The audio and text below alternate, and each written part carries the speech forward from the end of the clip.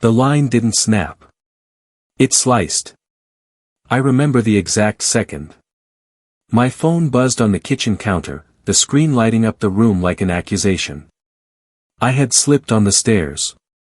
The pain was bright, electric, crawling from my wrist to my shoulder. I sat there on the floor, breathing through my teeth, trying to decide if I was being dramatic or if something inside me had shifted out of place. Her message came in clean, efficient, almost polite. If your arm is broken, call 911. I'm going out. Please don't call me.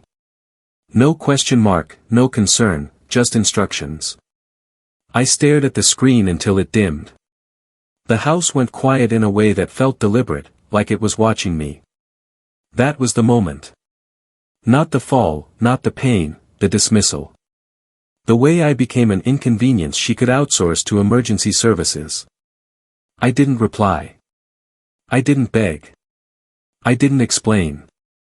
I set the phone down, stood up slowly, and felt something inside me detach with surgical precision. The apartment still smelled like her perfume, something expensive, floral, chosen to announce her presence before she even entered the room. Her heels were by the door, lined up neatly, like she cared about order. Even as she dismantled me, outside, the city was gearing up for the night. Engines roaring, life moving forward without asking if I was okay. I'd learned her rhythms over months, when she left, how she left, the tilt of her head when she was already mentally elsewhere. She was going out that night for attention, not fun, for validation she insisted she didn't need. I'd been her constant, the reliable one, the man who answered, the man who showed up, the man she trusted to absorb her small cruelties so she could feel powerful without consequences. I sat on the edge of the couch, arm throbbing, and replayed the message again. Not for pain, for clarity. There it was, clean, undeniable. I was disposable. The betrayal wasn't loud. It didn't announce itself with shouting or tears. It arrived calmly, wrapped in practicality. That was what made it lethal. Earlier that week, we'd been at a small gathering, friends, wine, laughter sharpened by ego. Someone made a joke about reliability, about men who try too hard. She laughed too quickly and said, "Some people are just there, you know." They looked at me, then away. I smiled, nodded, took another sip. That was the first public cut. This was the second, the one delivered in private, where she assumed no one would see it. She was wrong. I blocked her number with a single tap. No hesitation, no ceremony. The silence afterward was immediate and profound, like stepping out of a storm. Then I scrolled. Her best friend's name sat there, untouched, a quiet constant in the background of our lives. She had always looked at me a second longer than necessary. Always listened when I spoke. Always defended me in subtle ways that could be dismissed as kindness. She'd liked me for a long time. Everyone knew it, especially her. I called. She answered on the second ring, concern in her voice before I even spoke. I fell, I said. "Can you help me get to urgent care?" No questions, just, "I'm on my way." She showed up in sweatpants and a hoodie, hair pulled back, eyes sharp with focus. She didn't flirt, didn't gloat. She just helped me into the car and drove like it mattered. At the clinic, they wrapped my arm and confirmed the fracture, not severe, but painful, inconvenient, and real. She sat with me the whole time, held my jacket, cracked jokes when I needed the distraction, and didn't once mention her. That came later, when we were back at my place, ice melting in a bowl, the night deepening outside the windows. She finally said it. She went out anyway. I nodded. Her jaw tightened. "I'm sorry." I believed her. Silence became my strategy.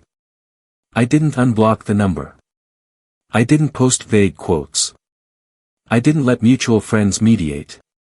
I let the absence speak. I watched from a distance as the confusion set in. Messages went unanswered. Calls redirected to nothing. She didn't like not being the axis. I spent those days recalibrating, seeing the relationship without the fog. Every compromise. Every time I'd been minimized so she could feel larger. I realized something crucial: I had been the infrastructure of her comfort.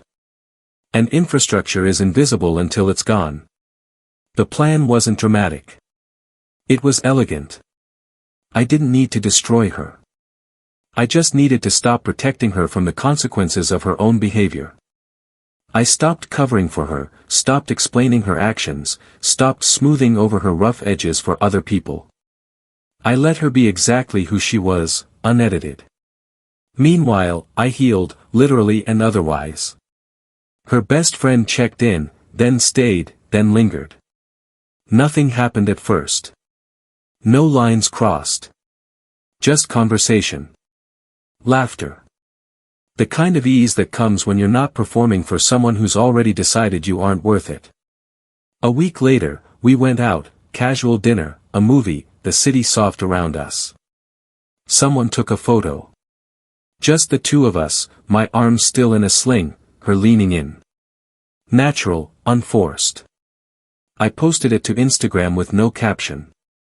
The reaction was immediate, like surged, comments trickled in, questions, curiosity. And then her. She watched the story within minutes. I knew because I checked. Old habits die hard. The messages came through secondary channels, mutual friends, emails, and even a knock on my door the next evening. She stood there, makeup perfect, confidence fractured just enough to be visible. Her eyes flicked to my arm, then away. "You blocked me," she said, like it was a crime. I held the door frame, calm, collected. "You told me not to call you," I replied. Silence stretched. She wasn't used to it being used against her. "I didn't mean," she started. I raised my hand. The unbroken one. "You were clear." She tried to pivot. Tried concern. Tried jealousy. Tried nostalgia. Each angle softer than the last, like she was scrolling through old tactics, hoping one still worked. "What is this?" she asked, nodding toward the photo on my phone, still open on the counter. "It's my life," I said. "You opted out."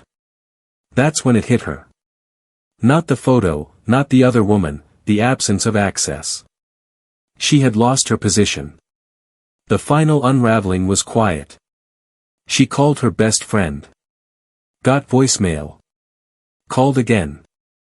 Nothing. The hierarchy she'd relied on, where she was always the center, had shifted. Friends stopped cushioning her behavior.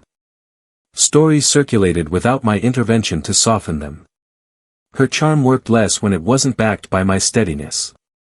I watched it happen from a distance, not with glee, but with certainty. When she finally confronted me again, weeks later, it was at a cafe, neutral ground, public, safe. She looked tired. "I didn't think you'd do this," she said. "I didn't do anything," I replied. I stopped. She swallowed. "I made a mistake." I nodded. "You did." No forgiveness, no lecture, just acknowledgement. That was the punishment. I left first. Sunlight spilling onto the street. My arm healing. My posture different. Justice doesn't always roar. Sometimes it simply withdraws its support and lets gravity take over. She learned that night what respect costs when it's ignored. And I learned something better. Silence, when chosen, is not weakness. It's control.